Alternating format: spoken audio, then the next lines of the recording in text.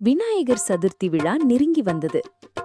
அமுதா, கதிர், நிலா மற்றும் அவர்களின் நண்பர்கள் அனைவரும் சேர்ந்து விழாவுக்கான ஏற்பாடுகளை செய்யத் தொடங்கினர். அவர்கள் விநாயகரின் சிலையை அழகாக அலங்கரித்தார்கள். குழந்தைகள் அனைவரும் ஒன்றாக கூடி விநாயகர் பாடல்களை பாடி ஆடி மகிழ்ந்தனர். அவர்களின் பக்தி பரவசம் விண்ணை எட்டியது.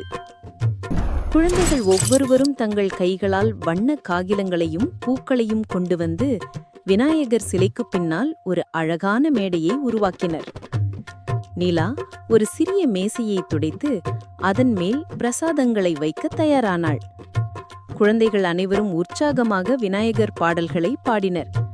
ஓம் கணபதியே நமக என்று அவர்கள் குரல் வளையிலிருந்து பக்தி ஒலித்தது. சிலர் தாளம் போட்டு ஆடினர். அவர்களின் மகிழ்ச்சி நிறைந்த முகங்கள் விழாவின் புனிதத்தை மேலும் அதிகரித்தன. திடீரென்று ஒரு பிரகாசமான ஒளி தோன்றியது. அந்த ஒளி மெதுவாக பெரியதாகி ஒரு தெய்வீகமான பொலிவுடன் மின்னியது. குழந்தைகள் ஒரு கணம் பேச்சற்று போனார்கள். அவர்களின் கண்களில் வியப்புடன் கூடிய ஒரு எதிர்பார்ப்பு தோன்றியது. அந்த ஒளியின் நடுவில் விநாயக பெருமான் தனது பிரம்மாண்டமான உருவத்துடனும் கையில் மோதகத்துடனும் காட்சியளித்தார். அவரது அருகில் அவரது வாகனமான சுண்டெலியும் கம்பீரமாக நின்றது. குழந்தைகள் ஆச்சரியத்தில் உறைந்தனர். விநாயக பெருமானே என்று குழந்தைகள் ஒரே குரலில் கத்தினர். அவர்களின் முகங்களில் மகிழ்ச்சியும் பக்தியும் பொங்கின. சிலர் கைகளை கூப்பி வணங்கினர், சிலர் கண்கலங்கினர். விநாயகர் புன்னகையுடன் அவர்களை பார்த்தார். விநாயகர் குழந்தைகளுடன் விளையாடத் தொடங்கினார். அவர் ஒரு பந்தை கொண்டு வந்து, யார் முதலில் பிடிப்பது என்று கேட்டார். கதிர் உடனே பந்தை பிடிக்க ஓடினான். விநாயகர் சிரித்தபடி பந்தை எறிந்தார். சுண்டெலியும் அவர்களுடன் சேர்ந்து குதூகலமாக விளையாடியது. அது பந்தின் பின்னால் ஓடியது, குழந்தைகளின் கால்களுக்கு இடையில் புகுந்து விளையாடியது. அதன் குறும்புத்தனமான செயல்கள் குழந்தைகளை மேலும் சிரிக்க வைத்தன. குழந்தைகள் விநாயகரை சுற்றிலும் ஓடி சிரித்து மகிழ்ந்தனர். அவர்கள் விநாயகருடன் ஓடி பிடித்தல், பந்து விளையாடுதல் என பல விளையாட்டுகளை விளையாடினர். அந்த இடம் முழுதும் குழந்தைகளின் சிரிப்பொலியால் நிறைந்தது. விநாயக பெருமானே, உங்களுக்கு பிடித்தமான கொழுக்கட்டையும் சுண்டலும் வைத்திருக்கிறோம் என்று அமுதா கூறினாள். நிலா ஒரு பெரிய தட்டில் கொழுக்கட்டைகளை அடுக்கி வைத்தாள். கதிர் சுண்டலை கொண்டு வந்தான். குழந்தைகள் விநாயகருக்கு பிரசாதங்களை நீட்டினர். விநாயகர் ஒரு கொழுக்கட்டையை எடுத்து அதன் வாசனையை ரசித்தார். குழந்தைகள் அனைவரும் ஆர்வத்துடன் விநாயகர் சாப்பிடுவதை பார்த்தனர். விநாயகர் ஒவ்வொரு கொழுக்கட்டையையும் சுண்டலையும் எடுத்து மகிழ்ச்சியுடன் ரசித்து சாப்பிட்டார். அவரது முகத்தில் ஒரு திருப்தியான புன்னகை தவழ்ந்தது. சுண்டலியும் விநாயகரின் அருகில் அமர்ந்து ஒரு சிறிய சுண்டல் துண்டை பெற்றது. வாருங்கள் குழந்தைகளே, நாம் கடை வீதிக்கு சென்று வருவோம் என்று விநாயகர் அழைத்தார். குழந்தைகள் உற்சாகத்துடன் ஒருவரையொருவர் பார்த்து கொண்டனர். விநாயகருடன் கடைவீதிக்கு செல்வது அவர்களுக்கு ஒரு பெரிய சாகசமாக தோன்றியது. விநாயகர், சுண்டலி மற்றும் குழந்தைகள் அனைவரும் கடைவீதியில் நடந்து சென்றனர். விநாயகர் மெதுவாகவும் கம்பீரமாகவும் நடந்தார். குழந்தைகள் அவருக்கு இருபுறமும் உற்சாகமாக ஓடினர். சுண்டலி விநாயகரின் காலடியில் ஓடி விளையாடியது. சில சமயம் அது குழந்தைகளின் கால்களுக்கு இடையில் புகுந்து அவர்களை சிரிக்க வைத்தது. அது ஒரு சிறிய பந்தை போல முன்னும் பின்னும் ஓடியது. கடை வீதியில் இருந்த மக்களும் வியாபாரிகளும் இந்த அதிசய காட்சியைக் கண்டு ஆச்சரியத்தில் ஆழ்ந்தனர். ஒரு கணம் அனைவரும் தங்கள் வேலைகளை மறந்து விநாயகரையும் குழந்தைகளையும் பார்த்தனர். சிலர் கண்களை கசக்கி, இது நிஜமா என்று பார்த்தனர்.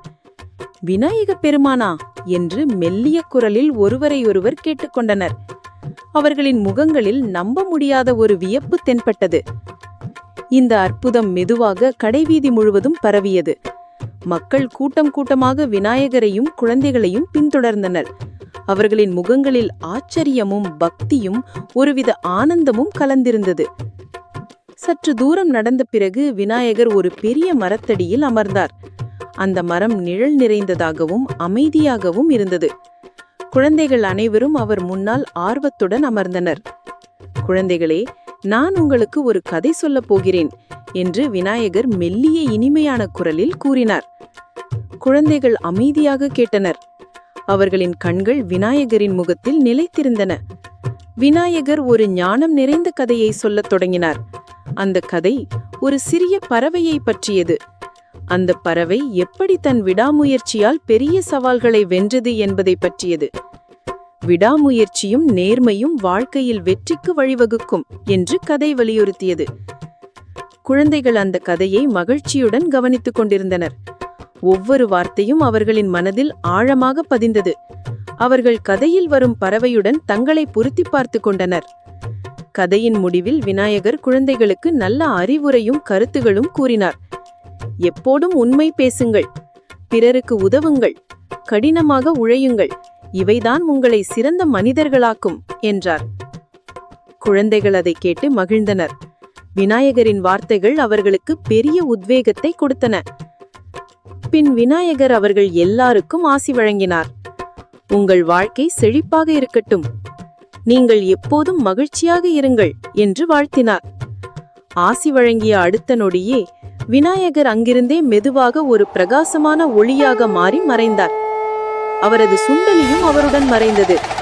குழந்தைகள் ஆச்சரியமும் வியப்பும் கலந்து போனார்கள். விநாயக பெருமான் வந்து நம்முடன் விளையாடினாரா, இது நிஜமா என்று ஒருவரை ஒருவர் கேட்டுக்கொண்டனர். அவர்கள் கண்டது ஒரு கனவல்ல, நிஜம் என்பதை உணர்ந்தனர். விநாயகரின் அருளை எண்ணி மகிழ்ந்தனர். விநாயகர் கொடுத்த அறிவுரைகளும் கதையின் நல்ல கருத்துகளும் அவர்களின் மனதில் ஆழமாக பதிந்தன. அன்று முதல் குழந்தைகள் அனைவரும் விநாயகர் பெருமானின் அருளை பெற்றவர்களாக, நல்லவர்களாகவும் அன்பானவர்களாகவும் வாழ்ந்தனர். விநாயகர் சதுர்த்தி விழா அவர்களுக்கு எப்போதும் ஒரு மறக்க முடியாத மகிழ்ச்சியான நினைவாகவே இருந்தது.